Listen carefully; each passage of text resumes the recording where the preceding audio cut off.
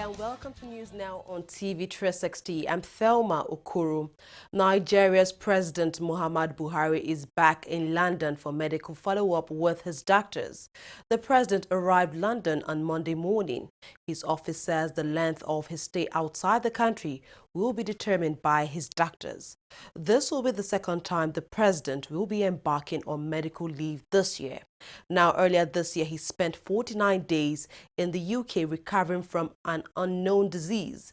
Just like the last time in January, President Buhari handed over power to Vice President Yemi Osinbajo, who will now serve as acting president. Meanwhile, before he embarked on his trip to London, the president received the 82 Chibok girls who were released by a fraction of the Boko Haram sect. The girls, who are the second batch to be released following the release of 21 girls last October. The deal was brokered by security agencies, the military and the government of Switzerland, as well as the International Committee of the Red Cross and local and international NGOs. Over 90 of the schoolgirls, however, are still missing. I have made some undertakings on behalf of the country, which I hope, having gone through what you have gone through, that you will mobilize yourself and continue your education under the supervision of the federal government agencies in your area. I congratulate your parents for surviving the torture, as it were, waiting for you day in and day out for the years that have passed.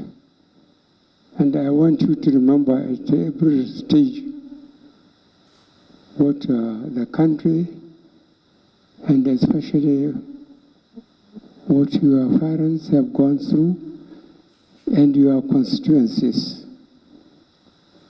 So the promise which Nigeria has made to continue your education,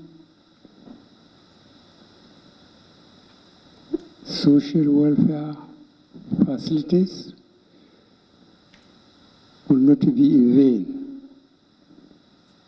I am very pleased to have personally met you, and I assure you that the presidency will personally supervise the performance of those trusted with social welfare commitments made by the federal government.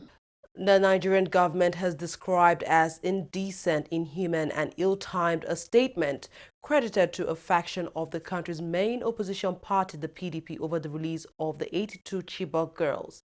The Ahmed McCarthy faction of the PDP had condemned the swap of the Boko Haram militants for the release of the schoolgirls over the weekend.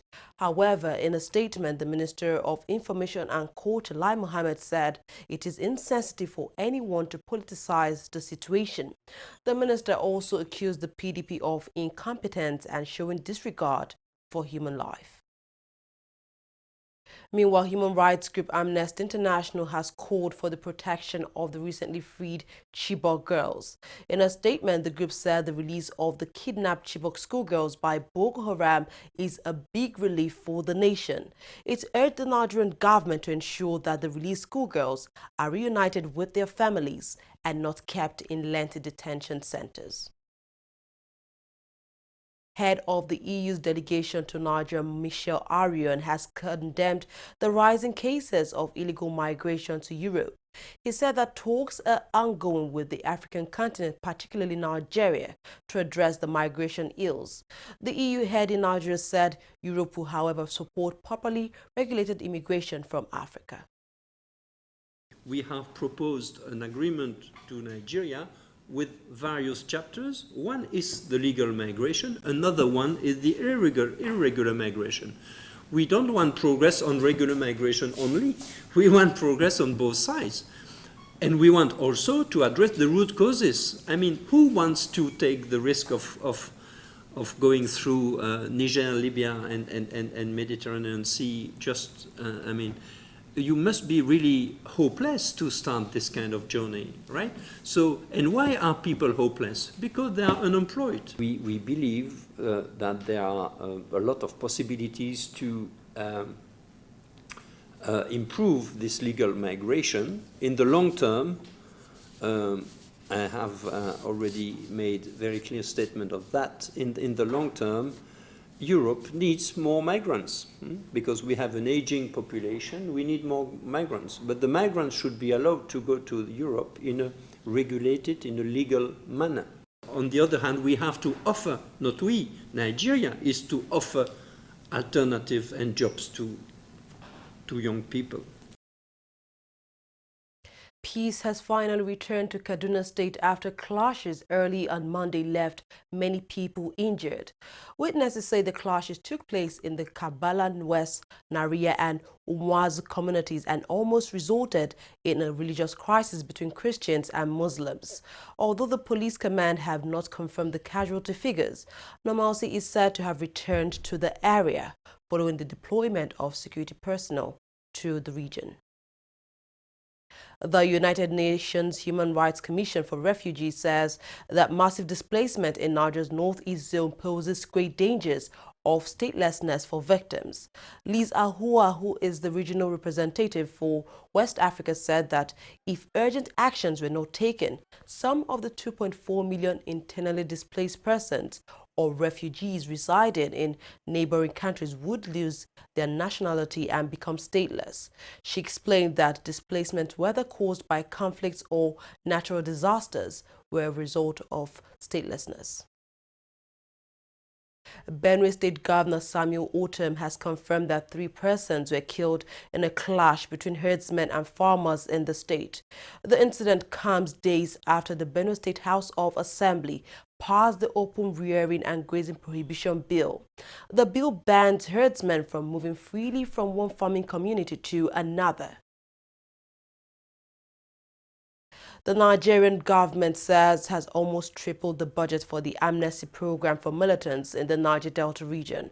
The program has been described as a key factor in maintaining peace in the restive region and supporting crude oil production. In a statement, the presidency said an additional 30 billion naira would be released for the former militants and an extra 5 billion naira added at some later stage. Until 2016, the annual budget was 20 billion naira for the amnesty program. Now, under that program, each former militant is entitled to 65,000 naira a month plus job training.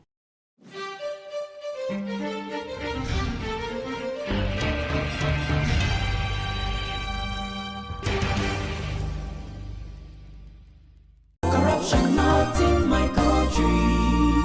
That was a very good business. Yeah. The furniture you brought was very perfect. But that's how we roll. Then let me do you receipts. Yeah. How much was it again? 1 million naira. Okay, write 2.5. Mbano.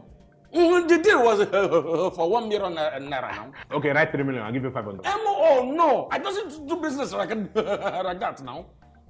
Yeah. In that case, give me back my check. Let me go and look for someone that understand business. Take. Your loss. Rubbish. It is only for incorruptible customers. What are you talking? Now get out. What kind of this? You will just die. No, You will die. That is the door. Now get out from here. Rubbish. Look, my people, make una really add money for original invoice price. That's not corruption. Say no, not in my country. Corruption not in my country.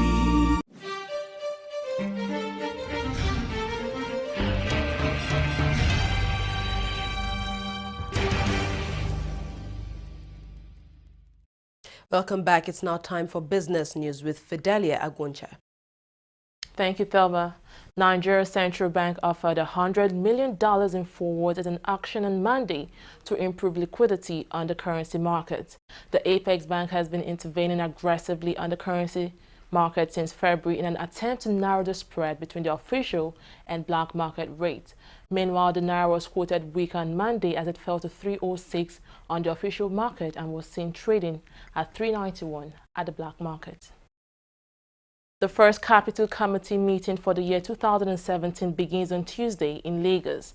Hundreds of regulators and operators from the Securities and Exchange Commissions, as well as the Nigerian Stock Exchange and other related entities, are expected to be at the meeting. One of the major points for consideration at the session would be the licensing of about 150 operators, as the capital market looks forward to the demutualization of the Nigerian Stock Exchange.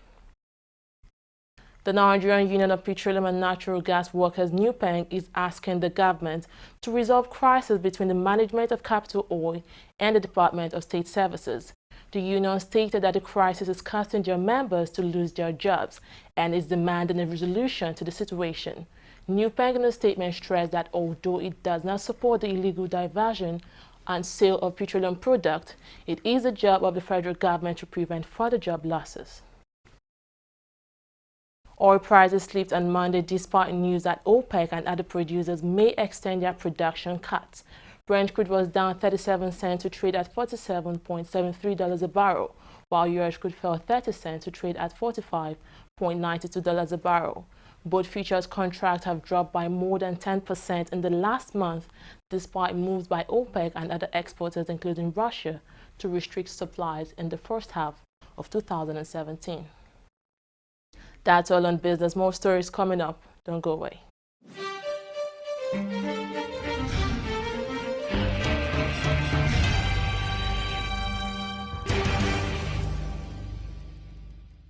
Corruption not in my country.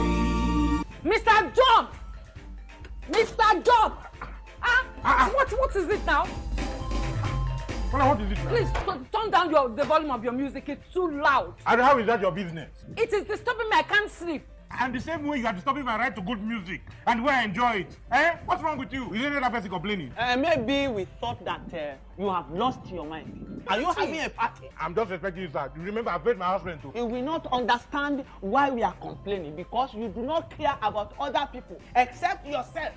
Look, the transformation we need in this country begins in this compound. Yes, now. From you, and I. This your selfishness is an offshoot of corruption. And corruption Not in my country. You know, go to your bank. Oh. Corruption not in my country.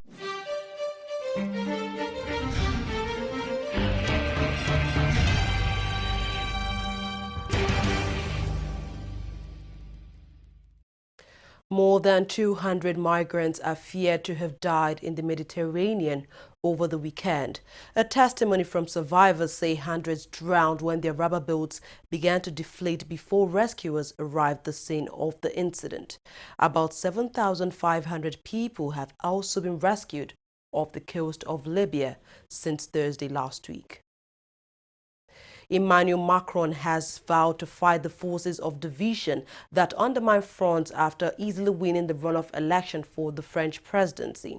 The 39-year-old centrist candidate defeated the far-right's Marine Le Pen, winning 66.1% of the vote to her 33.9%.